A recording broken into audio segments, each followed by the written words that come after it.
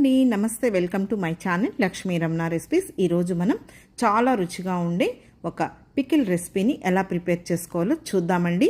చూడండి ఎంత కలర్ఫుల్గా ఉంది కదా అండి, టేస్ట్ కూడా చాలా బాగుంటుంది. అదేంటంటే టమాటో ఊరగాయ అండి.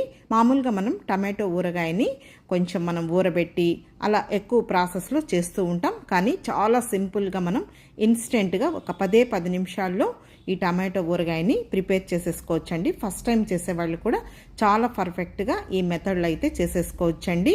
చాలా రుచిగా ఉంటుంది. ఈ విధంగా చేసుకొని మనం టమాటో ఊరగాయని ఒక 5-6 నెలలు కూడా మనం ఫ్రిడ్జ్లో స్టోర్ చేసుకొని తినచ్చండి. అప్పటికప్పుడు చేసుకొని ఈ టమాటో ఊరగాయ చాలా బాగుంటుంది. ఈ టమాటో ఊరగాయని మనం వేడి అన్నంలో వేసుకొని తినచ్చు. తర్వాత అన్ని బ్రేక్ఫాస్ట్లో కూడా చాలా బాగుంటుందండి. పెరుగన్నంలోకి అయితే ఎక్సలెంట్గా ఉంటుంది. కాబట్టి మనం చాలా సింపుల్గా టేస్టీగా ఫస్ట్ టైం చేసేవాళ్ళు కూడా చాలా పర్ఫెక్ట్గా చేసే విధంగా ఈ టమాటో ఊరగాయని ఎలా ప్రిపేర్ చేసుకోవాలో కావలసిన పదార్థాలు, తయారీ విధానం ఒకసారి చూసేద్దామండి. ఇక్కడ ముందుగా నేను 1 కేజీ బాగా పండిన టమాటోలు తీసుకున్నానండి. వాటిని శుభ్రంగా కడిగేసేసి వాటర్ అంతా డ్రైన్ చేసేసుకొని ఒక పొడి క్లాత్తో తుడిచేసేసుకొని చూడండి చూపించిన విధంగా నేను ఈ సైజులో ముక్కలు కట్ చేసి పెట్టుకున్నానండి. మామూలుగా మనం ఉడకబెట్టేస్తాం కాబట్టి కొద్దిగా పెద్ద ముక్కలు ఉన్నా పర్వాలేదు.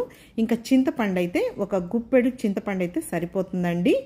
ఒక 2 మీడియం సైజులో ఉన్న టమాటోలు పైన మనం ఈ చింతపండును తీసుకుంటే సరిపోతుందండి. ముందుగా ఒక పెద్ద గిన్నె తీసేసుకొని ఈ తరిగి పెట్టుకున్న ఈ టమాటో ముక్కల్ని వేసేసుకోవాలి. అలాగే చింతపండును కూడా నీట్గా మనం ఒలిచేసుకొని గింజలు ఆ పీచు అదంతా లేకుండా ఇలా విడివిడిగా తీసుకొని వేసేసుకోవాలండి. చాలండి, ఈ మాత్రం చింతపండు అయితే సరిపోతుంది. టమాటోలు ఆల్రెడీ పుల్లగా ఉంటాయి కాబట్టి ఈ మాత్రం అయితే సరిపోతుందండి. ఇప్పుడు స్టవ్ వెలిగించుకొని 1 టీ స్పూన్ పసుపు పొడి వేసేసుకోవాలి. తర్వాత ఒక గుప్పెడు రాళ్ల ఉప్పు అండి, ఒక మీడియం సైజ్ కప్ ఉంటుందన్నమాట. ఈ క్వాంటిటీకి కరెక్ట్గా సరిపోతుందండి. సాల్ట్ ఉంటే వేసుకోండి, లేదు రాళ్ళ ఉప్పు అయితే బాగుంటుందండి ఊరగాయలకి. ఇప్పుడు ఇదంతా కూడా ఒకసారి బాగా కలిపేసేసుకోవాలండి. మరి చిన్న ముక్కలేం అవసరం లేదండి, ఈ సైజులో కట్ చేసుకుంటే సరిపోతుంది.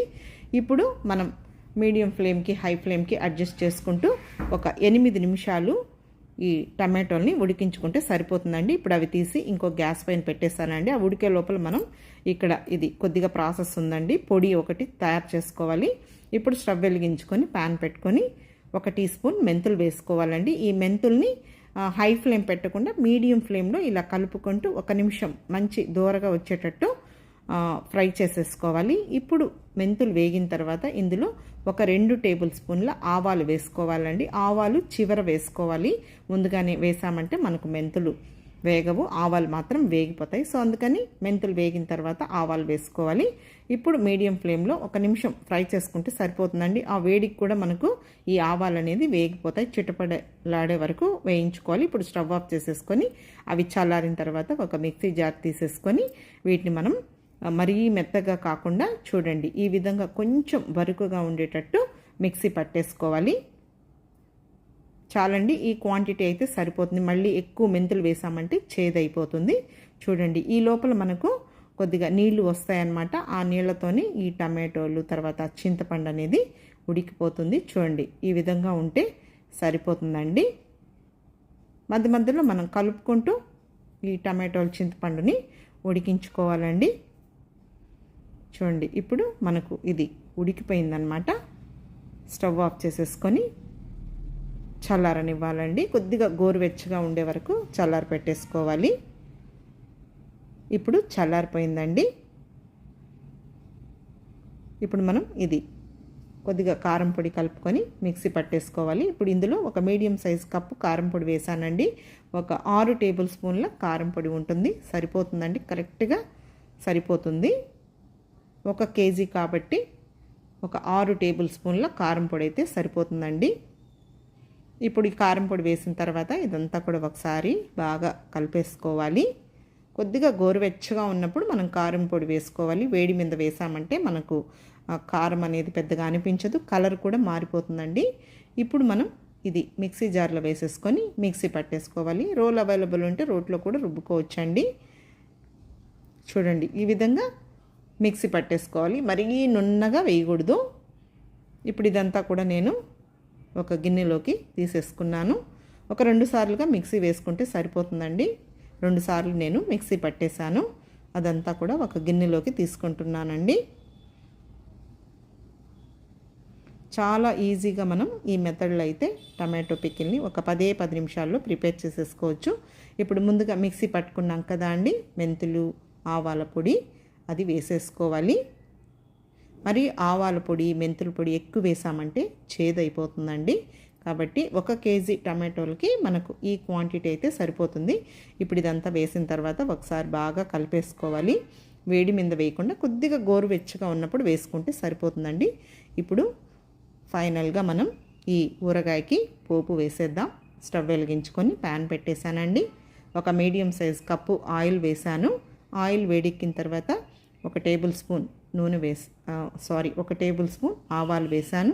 అలాగే 1 టేబుల్ స్పూన్ మినప్పప్పు, 1 టేబుల్ స్పూన్ పచ్చిశనగపప్పు, 1 టీ స్పూన్ జీలకర్ర వేసేసానండి. ఇంకొక పావు టీ స్పూన్ మెంతులు వేసుకోవాలి. ఇక్కడ మెయిన్ వెల్లుల్లి రెబ్బలండి. 2 మీడియం సైజులో ఉన్న వెల్లుల్లిపాయలు తీసేసుకొని పొట్టు తీసి వేసేసాను.